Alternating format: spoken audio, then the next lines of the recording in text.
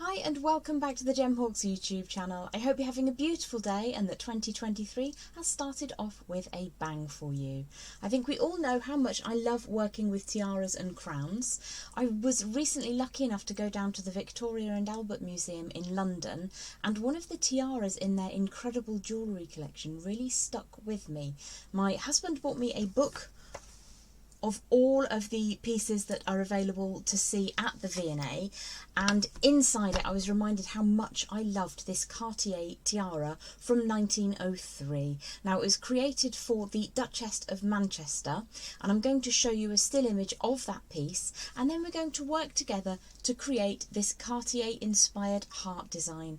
Now, you could, if you wanted to, create that 6 or 7 times and make your own tiara, or you could do what I do and just wear it as a necklace instead.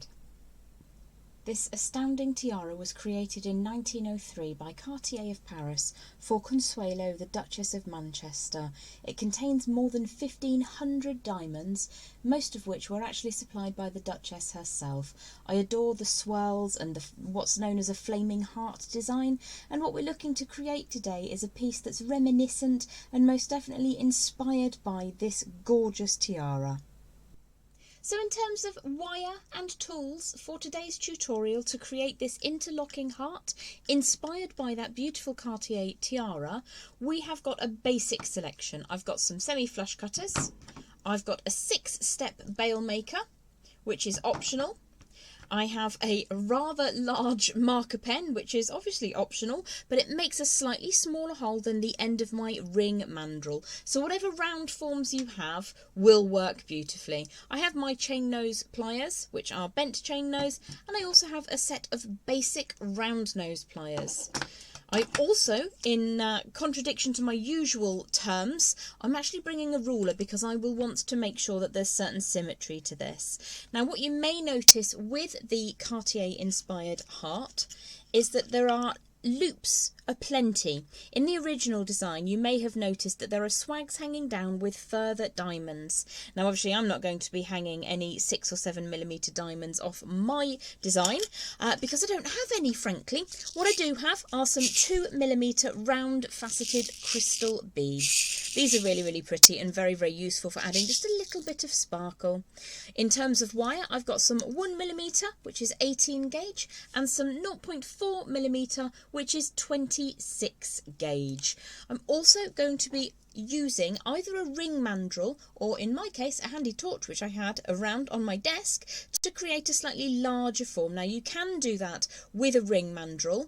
It's actually quite useful, but it makes it tricky for me to show you on screen, so I'll be using my torch. Always a tool around when you want one.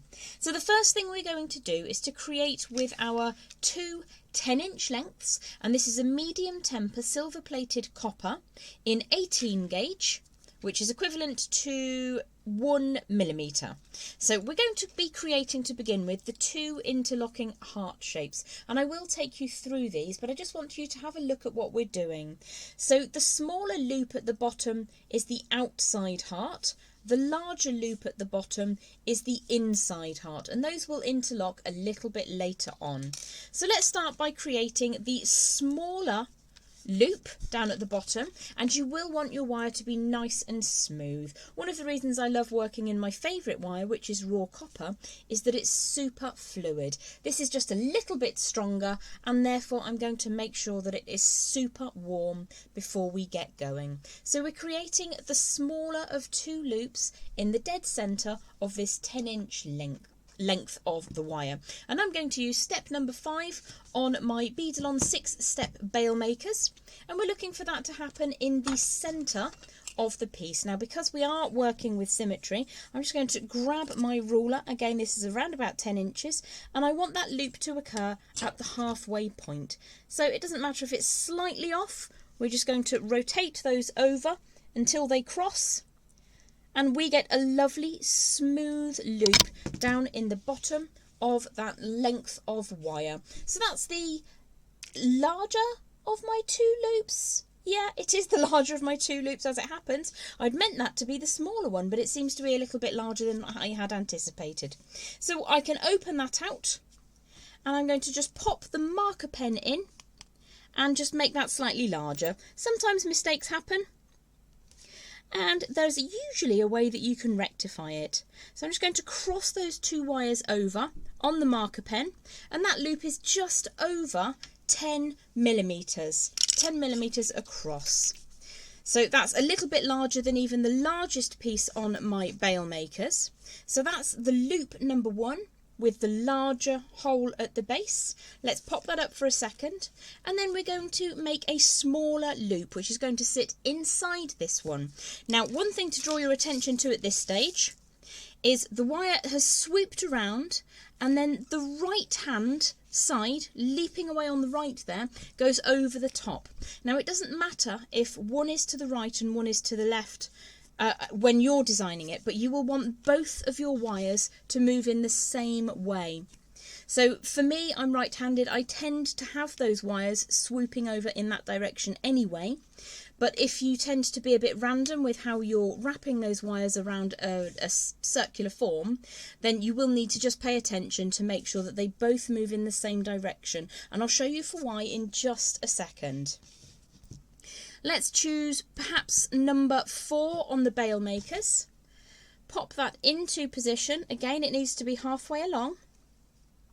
And I'm just going to make sure that that right hand wire is on top. And if that's not quite central, you can just keep moving that around until it sits more centrally.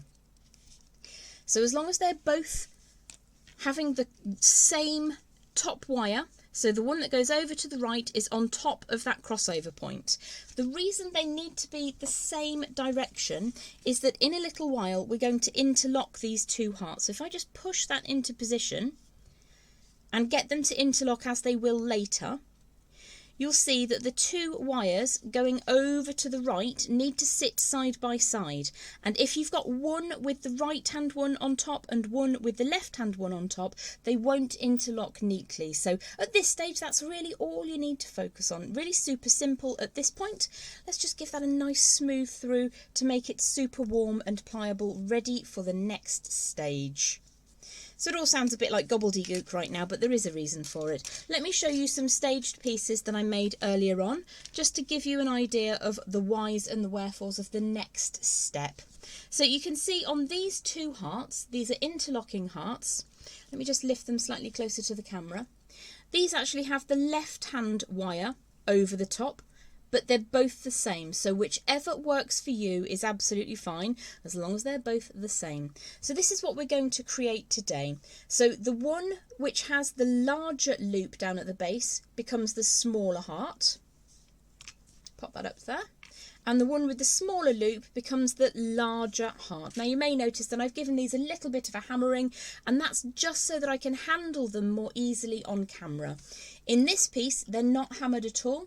You can, if you want a stronger structural piece, either use a slightly heavier wire. You could go for a 1.25 or 16 gauge wire, or you could, like I have here, just give them a gentle hammering. So those are the 2 pieces that we're working towards creating right now. So let's pick up the smaller loop. That's the smaller of the 2 loops we've made in the centre of those 10-inch lengths of wire. And let's make this the larger heart, the outside heart. Now you'll probably find the larger end of your ring mandrel is satisfactory for creating this next curve, but I tend to use a shorter form because it's easier for me to show you, just turning that around gently, like so. And what I tend to do is point the end of the wire down towards the centre before I worry too much about anything else. So let's just flip that over and do the exact same thing on the far side. Warming that wire first is always a bonus. So what we're looking to do is to create a symmetrical, large, puffy style heart with those 2 wires kind of converging there in the centre. And you may need to manipulate them slightly to get them to do exactly what you want. I would suspect that is slightly longer on the other side.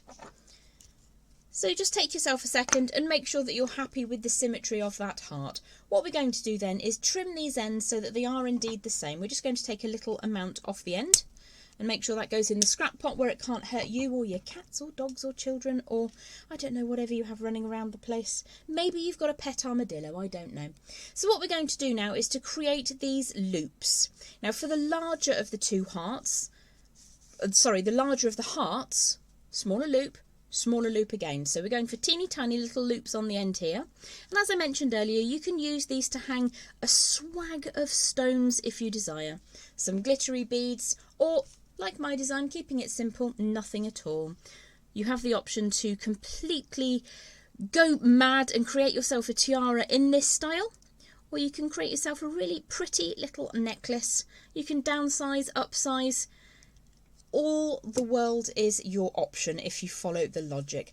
So I would take some time to make sure that I'm happy with the symmetry, make sure that those two lobes of your heart are the same size, and also take a few seconds just to flatten down these loops on the end. Now mine tend to lift slightly because of how I rotate the pliers when I'm making them.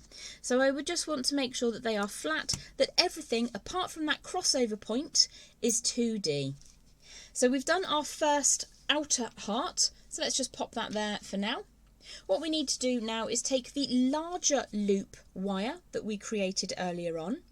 Now here is when I will bring in that ruler, which I generally don't even bother with. So this side on the left is slightly shorter, so let's measure what distance we have available. I'm just going to give that a warm and a straighten, pop that on my ruler, and I can see that that is 11 centimetres from that crossover point to the end of the rule.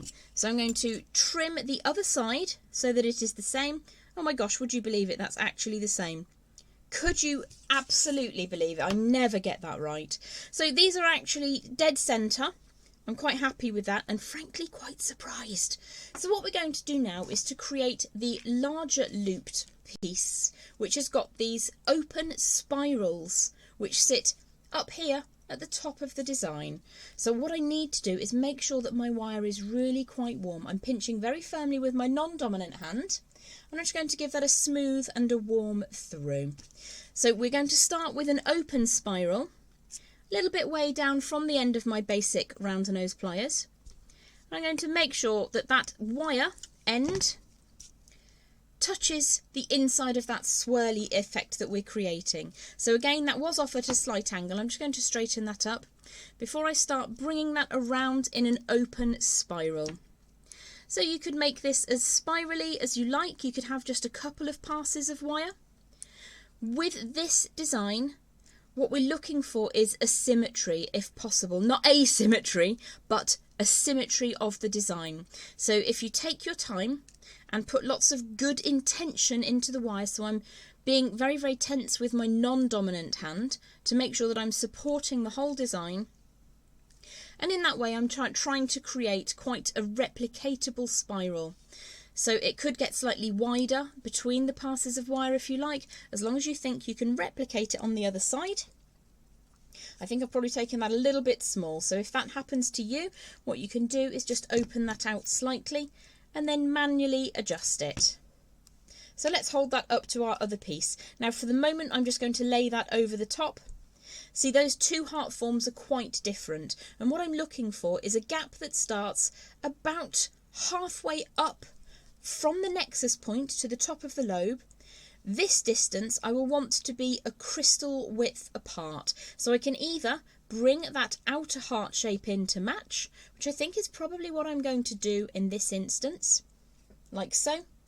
There's probably a crystal width just from halfway up to the top of the lobe of the heart, and that's where I would add my crystals, just to add a little bit of luster to the design. So what I need to do is now replicate the whole thing on the other side. So I'll fix this heart first. You could do this afterwards if you wanted to. And what you may end up doing with this design is trimming away and making this smaller. It's absolutely up to you how you affect that change. I think I'll probably trim those ends away and recreate those loops slightly higher up. You're always kind of working with what you can get to be symmetrical. So just to finish this side off, I'm going to recreate that spiral on the second side, and then I will probably trim those loops and just make them slightly smaller. So I'm just going to take a couple of moments now to create some symmetry. It's a slow process, and one of the things that I'm often asked about with my work is how I get things to be so precise. It's time. Basically, just take your time, sit there, very, very small movements with the tip of your trusty chain nose pliers. I always prefer the bent ones because I can get right in there, and make those two pieces sit beautifully one inside the other, and I'll show you how to just check that fit in a moment. But just take your time, make your swirls and your coils as immaculately symmetrical as you possibly can, and then we'll get on with the interlocking part of the design. So I've taken my time getting these as symmetrical as I possibly can by hand, and I've created a second swirling coil on the other side of the large looped small heart, and I trimmed the ends away from the small loop large heart and just put some fresh teeny tiny loops on the end here. Now, to get these to sit accurately, I've just placed one over the top of the other and pinched them very, very gently, and I've got those as close as I wish to get them. So the interlocking part is really cool and really lovely to do. So what we're going to do is pop down the large loop small heart just onto the board. I'm going to lift one side up very, very gently. So what you can see now is that there is a small gap at that crossover point, and all I'm going to do is slide in. I've got my two hearts side by side, and I'm just going to slide in the left hand lobe in between that gap we've just created. So it slides in, and then it sort of just sits nicely in position, she says. So once you've got that to sit, you'll see that you've got those two passes of right hand wire are sitting neatly side by side, and on the left underneath they are sitting neatly side by side. Now this is a great opportunity just to make sure that there's no little bits you want to adjust. So that's a little bit on the wonk there, so I'm just going to take a second to get that nice and neat and tidy. And I'm going to start weaving the right hand side together to begin with. Now it may come apart, but you've seen how easy it is to get those two hearts to interlock. To begin with, I'm going to cut myself a length of that 0.4mm or 26 gauge wire, and again this is a medium temper silver plated copper. The ends just come away, so I'm just going to tuck that back into position. What I tend to do is cut away around about 24 inches. Now that may be more than you need, but it gives you the opportunity to do all of the right hand weave in one go. Now there's an ugly bit of kinked wire on the end here which will make life hard, so I'm just going to trim that away. If you run out of wire because you cut too little, don't worry, it's pretty easy to just add some in. So what I'm going to do is cast on my wire to the outside. If it just comes apart, it doesn't really matter, you'll be able to get it to sit back together. But I'm going to wind around to that outside heart on the right hand side, close to that nexus point. And I'm just going to do a basic figure of 8 weave to start with. Now it's tricky to see, but what I'm going to do is just wind that around. And what I'm doing with the long tail of wire is taking it down between the two hearts, like so, and sliding that around, and I'll probably go for a 3 and 3. So I'm just going to lose the very, very end of the wire there because I'm aiming for neatness rather than thriftiness today.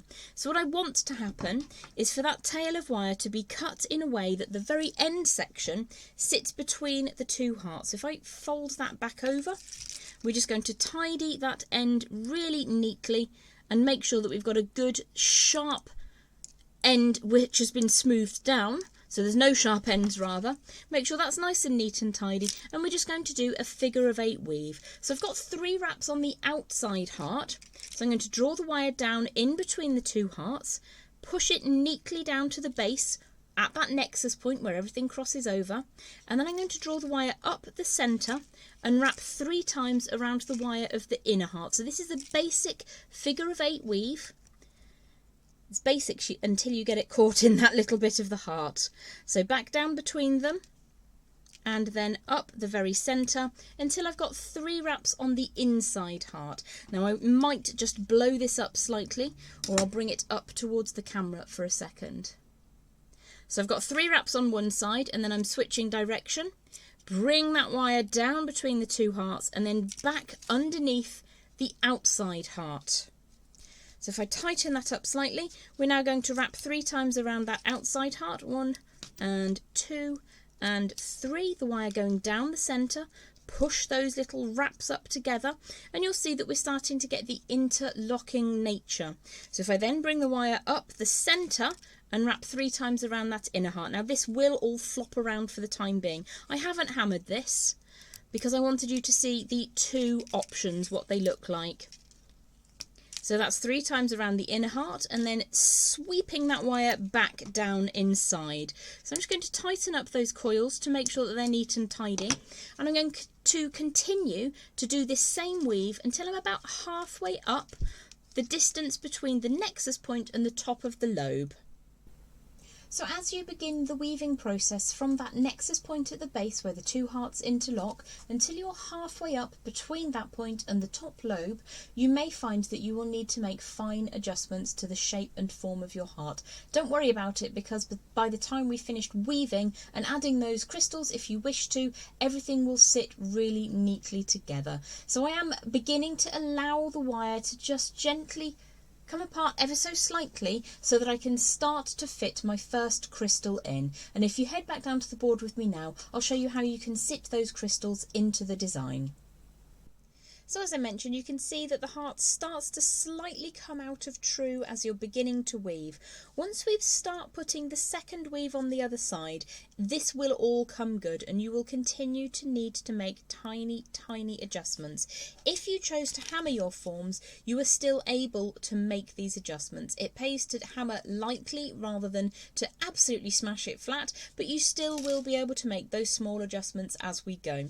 What I want to show you now is how you can set crystals into the upper quadrant of the design if you wish to. Now I don't have a huge amount of wire left because I trimmed an excess off, but if you do need to add some extra, it's not a great problem. So let's find that first crystal. First thing to check is that we're adding crystals to the wire when the wire passes over the top. Now for the bottom section here, we've gone for a figure of 8 weave. We now switch to a straight weave, which is from the top of the design to the top of the design, rather than switching direction. So let's add a crystal. Always my least favourite thing is to add a crystal to a wire as I'm showing people how to do things, because it never goes in the hole. So I just need to open up the space between the 2 wires to ensure that the crystal sits just on the top of the channel we're creating. And I'm going to continue with 3 wraps. So that's 1, that's 2, and the 3rd wrap I'm going to keep the wire on the back. I'm just going to push those wires until they're nice and neat and tidy. And then I'm going to draw the wire underneath the design to the underside until I wrap a further 3 times. So if I flip the design over, in fact I'll bring this one into view, on the back you get this striped presentation which lifts the crystals towards the front of the design and they glisten really nicely. So we've set 1 crystal so far and you can see how quickly it happens when you're just adding those crystals in. It's a form of a channel setting for drilled beads. So again, the wire has come over the top of that outside heart and I'm taking it to the top of the other side, which is the inside heart, and then I'm going to wrap 3 times around the inside heart wire. Let's take that all the way down, tighten that coil of wire up, and then the wire travels across the back again, wraps 3 times around the outside heart, no crystals on the back, just a naked pass of wire, and then we're going to add another crystal into that channel. And I'm not going to keep repeating it because it's the same thing until you're up to around about here, somewhere close to the top, wherever your design allows you. And when we get there, I will show you what to do for the next stage. So I just need to wrap around that inner heart 3 times, scooch those wires down, back to the outside, naked pass of wire across the back, and you can see those stripes are beginning to appear already. 3 wraps around the outside heart, and then continue all the way up as far as you desire. It's worth mentioning when you're moving up the second side of the design to just try and start at the same position when you begin adding the crystals, and then to add the same number of crystals on both sides. It really is a design where symmetry helps. Obviously if you're completely into asymmetry then it doesn't matter, but it is just something to bear in mind when you're creating this piece. So I've only added 6 crystals on each side of the heart for my demonstration piece. You can make it much larger and much more elaborate if you wish to, but those interlocking hearts are now permanently wired together. If you find that your crystals don't go far enough up, you do have a small amount of ability just to twist the piece around. Again, you can make any fine adjustments as well to make sure that that sits as symmetrically as you desire. So for the last part, we're going to lock the top lobes of the heart together with this kind of design, which is just a simplistic piece which can be used as a bail, as I have done on this piece. It will flip over if you don't look after it. It might just do that when you're wearing it, but it's a very simplistic piece, and it also adds to the swirling nature of the design. So let's show you how to make this piece first of all, and then I'll show you the final part of today's tutorial, which is locking everything together. So let's pop our heart up at the top and the piece we're making now, which looks like a very drunk octopus. I'm working again with a silver plated copper medium temper wire, and this is around about 4 inches of wire. Now I do want this to be nice and smooth and warm, so if it's been sitting in a storage unit and it's cold, do please understand that it will work much harder for you if you get that super toasty warm. So again, you can use a marker pen, or you can use the largest piece of your bail making pliers, and we're looking for that to be centralized. Now you can see that that is not centralized. If that happens to you, the easiest way to fix it is to take the longer of the 2 tails and just switch that over until you get the loop at the base centralized. So that is how I fix a lot of my problems. Just keep twisting that around until it works for you. What we're looking to do is to have that loop centralized, as I say, but to have a little bit more crossover on those 2 wires. We're then going to create some swirls and coils and bring those back in. So let's grab some round nose pliers. These are my basic round nose pliers from my friends at Beadalon, and I'm just going to start turning that around. We do want the coiling to be open because we need to gain access with our finer gauge wire to tie everything together at the top. So just make sure that the first part, the very end of the wire, touches the incoming coil like so, but then we will want that wire to remain in an open coil, and if you're able to make that as symmetrical as possible, it really does add to the beauty of the design. So I've just looped that around 1 and a bit times, and I need to try and replicate that on the other side. And when I say try, I mean try, because it doesn't always go to plan first time around. You can, if you're smart, put a mark on your round nose pliers so you know exactly where that started off. So I can see that that's around about the same size, and if you need to make it slightly smaller, you can just move that up a little bit. Once you've got that first loop starting to turn around, you can switch back to your flat pliers. These are my bent chain nose pliers. If that needs tightening up further, you can very, very cautiously just move that along a little bit. And then we're going to push that against the non-dominant hand. And you can take your time to make your drunk octopus as symmetrical as you desire. Again, it's that heart motif, but this time it's just upside down. So you can take that a little bit tighter if you need to. Just trying to get those 2 starting points to sit opposite one another kind of helps with the symmetry of the design. So again, a lot of getting things precise is not about learning to do it precisely, it's about modifying it as you go along. So that looks pretty reasonable to me. For this piece, if I was going to wear it as a pendant like this, I would probably hammer these anyway, just to add a little bit of strength. So a small block and a chasing hammer will help you out there. But let's show you how to tie that all together and complete our Cartier inspired interlocking crystal hearts design. So this is slightly lifted on one of those coils, so you can just push that back down, making sure that everything is set how you desire. I'll just show you the back real quick. You can see those stripes which support the crystals underneath. And all we're going to do is tie everything together as neatly as we can. Now you can see what I have done with this design is a little bit of figure of 8 weaving just in the centre of those 2 heart lobes. You don't have to do that if you don't want to. You can simply rely on adding the piece at the top, which is what I'm going to show you now if I can find what I've done with the wire. Here it is. So again, this is a silver plated round wire. in a 0.4 or 26 gauge. I had already cut some, and I've cut a length of around about 8 inches, which will be plentiful for what we wish to do.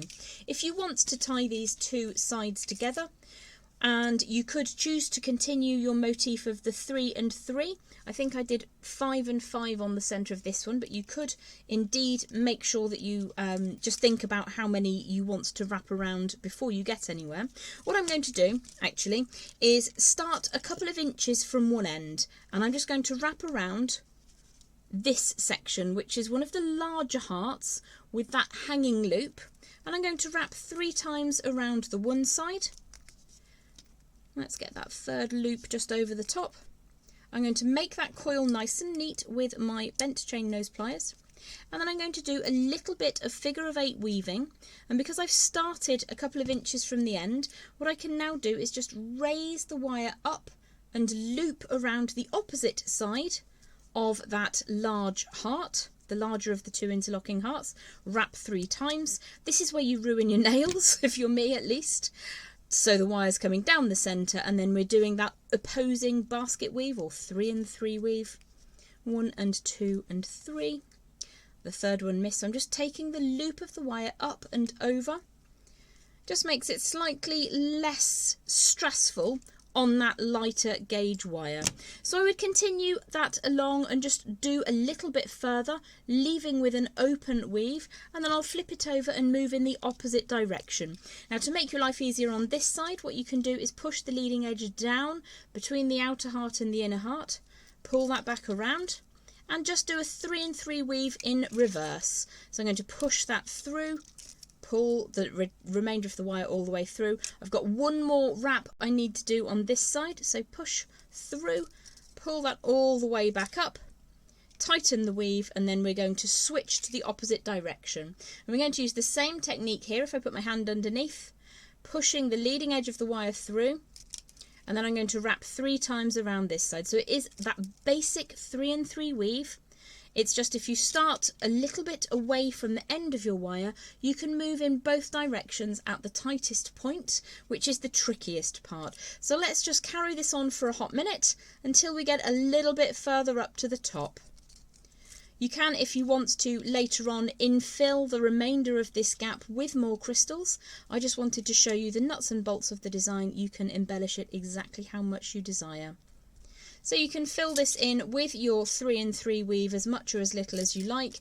It does pay to have a little bit of connection here because it stabilises those 2 hearts together. So again, switching back to the opposite direction. That's 1 and 2 and 3.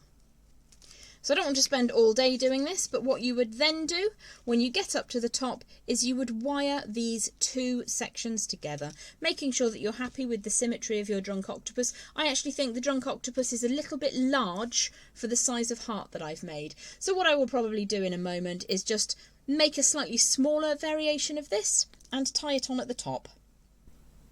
So I'm just going to make a slightly smaller variation of that hanger and finish off that little bit of basket weave at the cleavage of our heart up at the top there.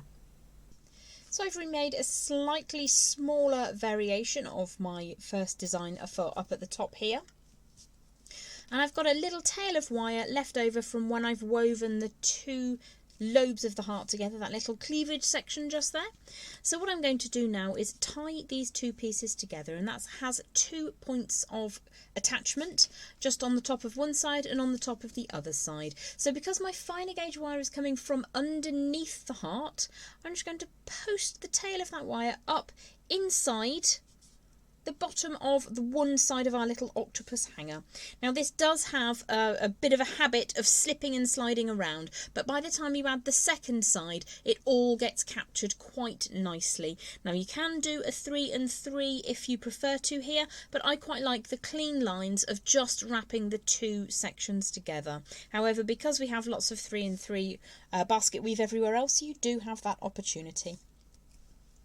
So I'm going to bring that finer gauge wire all the way around and just tie 3 times around both sections, keeping them side by side, not allowing them to lift. Let's bring the very end of that wire up, Get some good tension in there so that you've got a first pass of wire that encompasses both the heart frame and the base loop of our little hanger.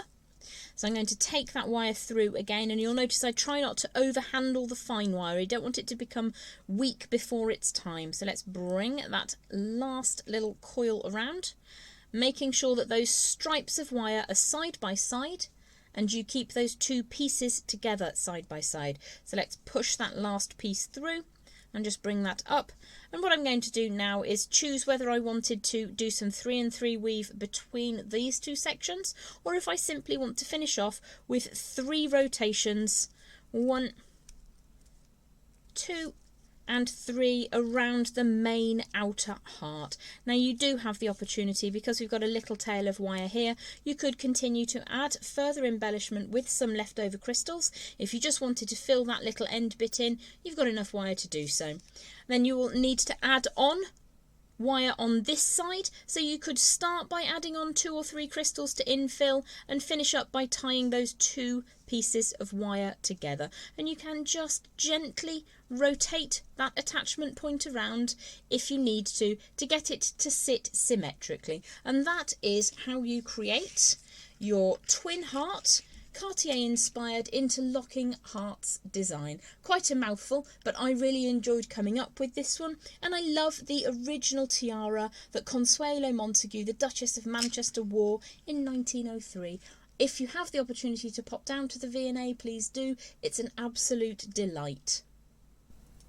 Well, thank you very much for hanging out with me for the first masterclass of 2023 with that Cartier-inspired interlocking heart design. Have yourself a beautiful day, and I look forward to seeing you again very, very soon. Bye for now.